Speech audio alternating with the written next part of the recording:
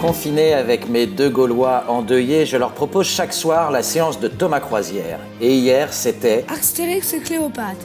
De Uderzo et Goscinny. Oui, de Goscinny et Uderzo. Car non contents d'avoir créé la plus grosse franchise de la BD franco-belge, ils ont réalisé 2 longs métrages d'animation. Astérix et Cléopâtre avec Belle Vision, puis déçus par l'animation des Belges, un peu comme moi dans ce podcast, ils créèrent le studio Idéfix pour produire le très recommandé Les 12 travaux d'Astérix. Ici, ils adaptent la 6e aventure de nos irréductibles Gaulois qui nous parlent de quoi ? C'est Cléopâtre qui a demandé à un architecte de faire un palais en 3 mois. Et en fait, il a demandé à numéro bis, c'est l'architecte, il a demandé à Astérix, Obélix, Idéfix et Panoramix de les aider. Et en fait, celui qui a fait le pudding à l'arsenic, il voulait pas qu'il réussisse. Il voulait se faire jeter au crocodile. Et alors, il a fait une révolte pour les Égyptiens et je veux pas vous spoiler tout. C'est gentil de pas spoiler, Gaston. Et en revanche, je te trouve beaucoup plus investi que pour La Grande Évasion qu'on a regardé la semaine dernière. Car, ne nous le cachons pas, le 100e visionnage de ce film, qui fait partie de ceux les plus diffusés à la télévision, plus de 20 fois depuis sa sortie en 1968, fut encore triomphal. Alors moi j'ai bien aimé, comme toutes les fois où je l'ai vu, ce film.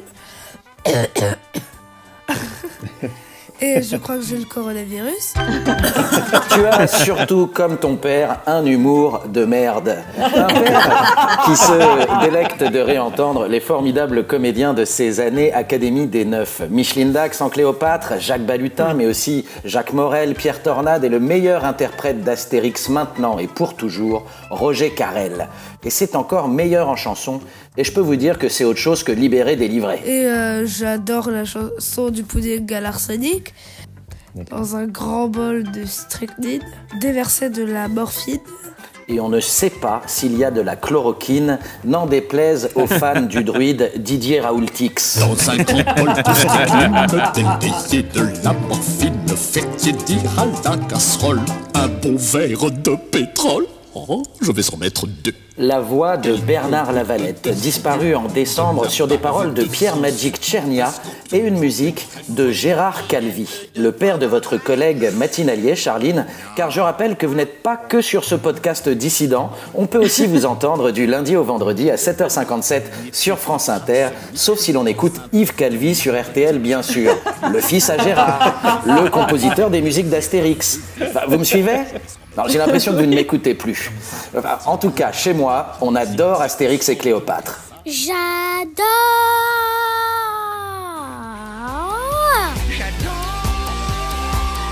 Uderzo disait « On attend le résultat des ventes pour savoir si on a du talent ». Alors avec ses 350 millions d'albums vendus et ses 100 millions d'entrées cinéma dans le monde, il en avait du talent, aussi bien dans le style gros nez, avec Astérix ou Papa, qu'avec un trait plus réaliste, comme pour les aventures de Tanguy et la Verdure, série qu'il créa avec un autre génie du scénario, Jean-Michel Charlier.